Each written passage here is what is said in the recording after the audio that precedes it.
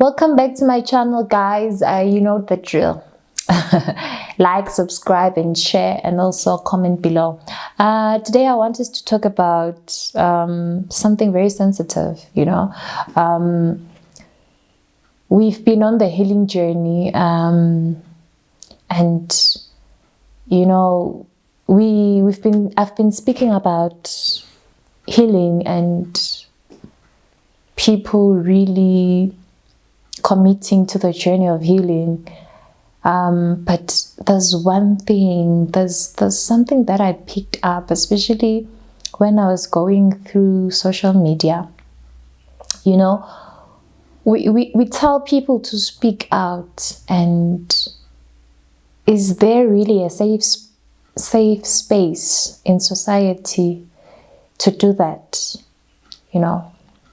Because when you come out and express whatever is going on the inside of you, you are belittled, you are shamed, you are told to suck it up. There's a lot of things that goes on. So what I want us to talk about today is what is a safe space, especially in our African context, where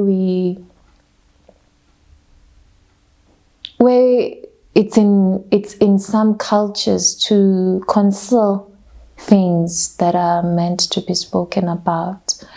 I want to talk about, firstly, men that are going through abuse. They've got nowhere to turn to, because when they report these things, the stories that we get is that they even get some strange, rude treatment, even from the police force. It's especially in our African context, it's like it's a taboo when a man goes there to say, I'm experiencing abuse in my home, in my marriage. How are we expecting people to feel safe if we're not cultivating an environment that is conducive for them to share their pain? How are we going to win as a community, if we are not sensitive enough to those issues? People say whatever they say, however they want to say it. The degree of being insensitive like that is just obnoxious, because if you have never been in a situation, you don't have a right to comment, to give advice. All you can do is to give support, or the least you can do is to shush. Keep silent. If you don't understand it, do not engage in it, because we're causing more mental health issues, because now a person is not only dealing with the abuse going on, this particular man is not only dealing with abuse going on in his house, now he's going straight into depression because of the comments that he's getting from people, from society. Vulnerability is not weakness. Contrary to popular belief, if you are vulnerable, if you get to that point of vulnerability to speak whatever is going on, it doesn't matter how shameful it is, but it takes strength, it takes courage, it takes a lot, it takes everything out of you. I really appreciate and commend people who stand up and really get help by engaging other people. It's not easy. It's not easy coming out of that rut, because it's a dark place, and you have to fight all negative voices, to actually stand up for yourself. So I want us to really try and be sensitive. If we cannot offer support, just do not. Just do not even involve yourself. Do not comment. Do not shame. Do not gossip. Because the irony is that tomorrow it could be you. Because life happens. Life happens. You don't know what's going to happen to you. I got into marriage not wanting to end up in divorce. That was not the intention, but it happened. It's life. You don't choose the things that happen to you, but you can choose how you react to them. So many people are speaking out, especially on social media through their statuses, but are we there for them? Are we there for them, or we just want to be relevant in adding a comment, even when it's not necessary, even when it's not relevant, even when it's so insensitive? What are we doing? What are we doing? Why are we just ripping people's hearts like that, when on the other side we are saying mental health issues, people should seek help, people should go for trauma healing, the traumas that we cause as a generation, as a nation. Because if we keep on doing this, we are promoting the silencing habits and behaviors.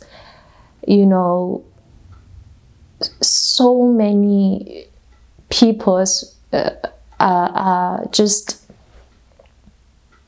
in that trap.